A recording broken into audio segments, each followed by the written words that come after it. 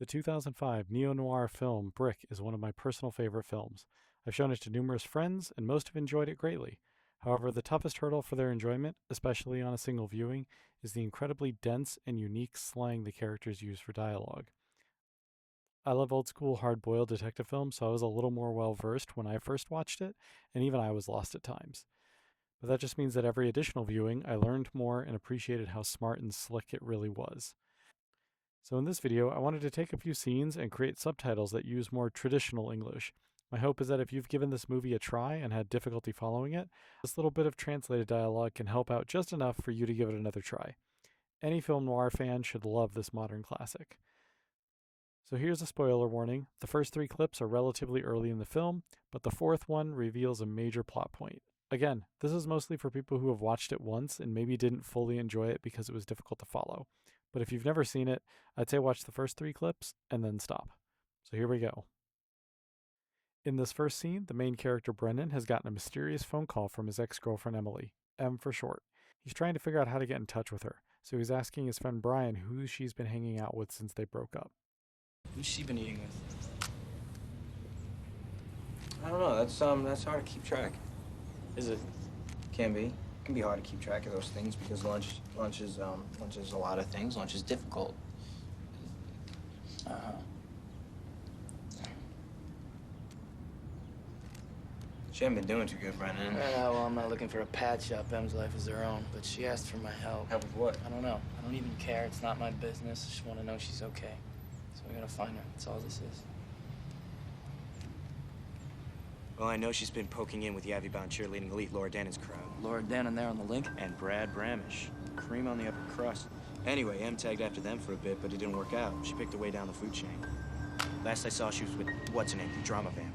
Small-time dealer, the evil one, the one you dated. Kara. That's my boss. You know her locker number? Cares? M. 269. Thanks, Brian. Keep your specs on. Find me if she shows. Will do.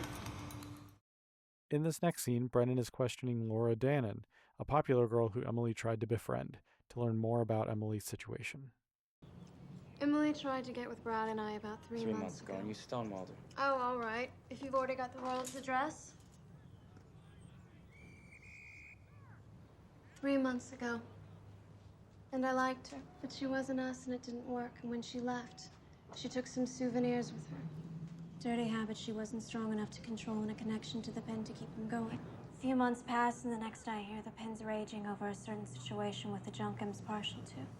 And it's all coming down on her head. Saying M scraped the junk off the pin? I don't care how hard she was hooked. I don't buy that. You weren't there. She wasn't herself, it had dug deep. It was awful. And whether she scraped or copped or just ran her tab around the world and into her own back, must have been grand. Never seen the pen so hot. And when he thought his precious, his bricks of whatever it was, when one of them was missing, he scared me. Next, Brendan talks to Brian again after speaking to Laura, trying to figure out some of the things she told him, but he didn't understand, even if he pretended he did during their conversation. Pin? The Pin? The pin, yeah? Pin's kind of a local spook store. You know the Kingpin. I've heard it. Same thing. Supposed to be old, like 26, lives in town. Dope runner, right? Big time. See, the Pin pipes it from the lowest scrapper to Brad Bramish himself. Maybe. I mean, ask any dope right where the junk's spraying, and they'll say they scraped it off that, who scored it off this, who bought it off so, and after 4 or 5 connections, the list always ends with a pin. But I bet you got every rat in town together and said, show your hands if any of them actually seen the pin, and you get a crowd of full pockets. You think the pin's just a tail to take whatever heat? But what's first? Show of hands.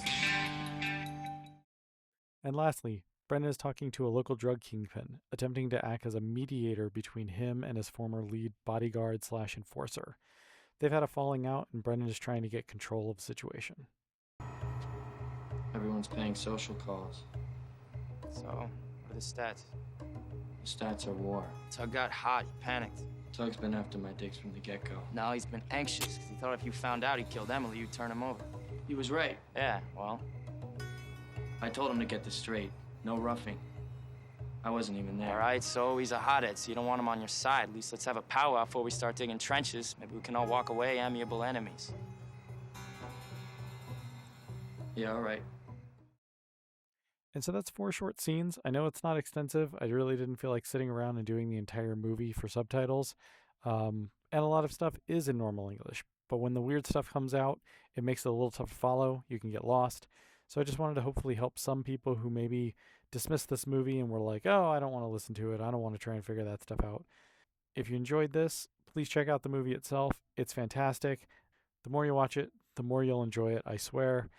And I hope you fall in love with it the way I did.